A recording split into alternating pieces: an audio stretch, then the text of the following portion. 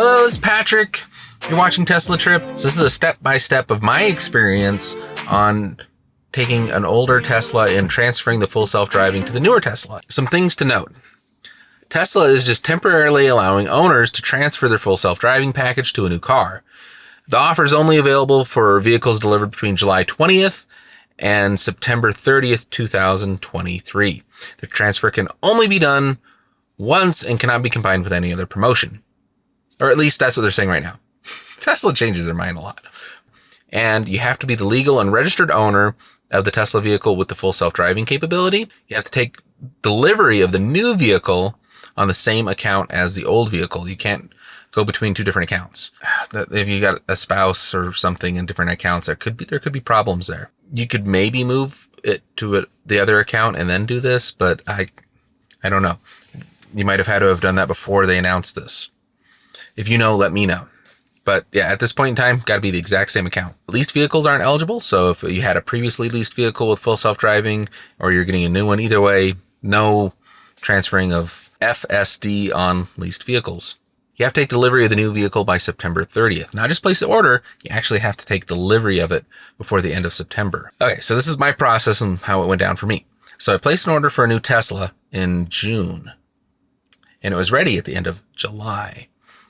So they announced this full self-driving transfer, and I went ahead and I messaged them to add the full self-driving, and apparently you can add it yourself and they just give you a credit, but I had already gone through the whole process and was ready for delivery when they announced this.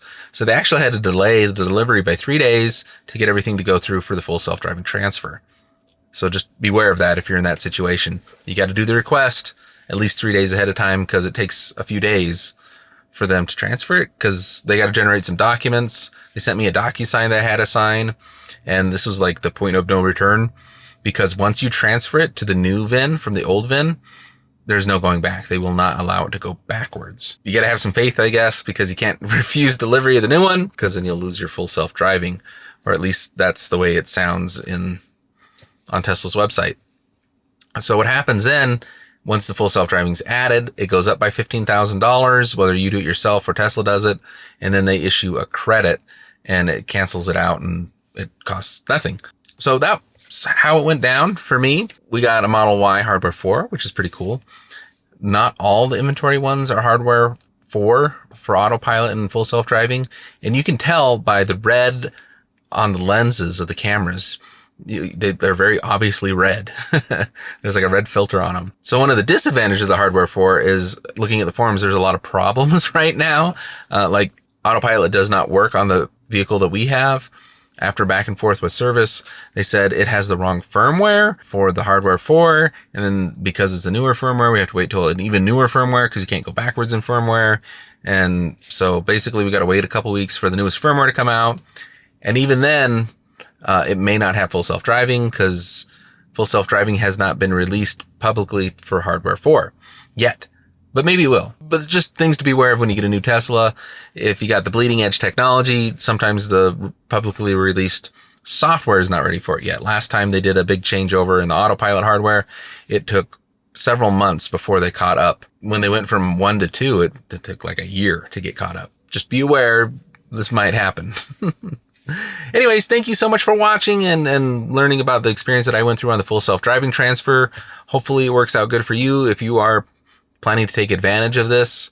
The other thing to note is when you go to trade in a vehicle, they took off a lot of money because like when we were looking in June to do a trade in, they were quoting on one of our vehicles $30,000, and then now it's $22,000.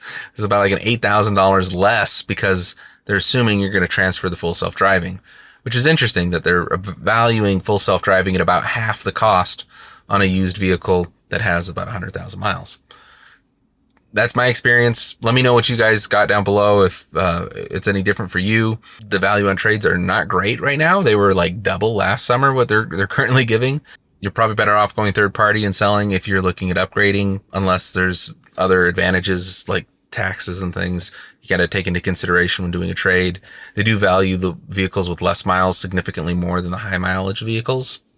Thank you guys so much for watching. I'm Patrick, and you can follow me on X at Walking Crow, or my email, pat.lawson@wildwestev.com. Thank you so much. We'll see you guys next time. Bye.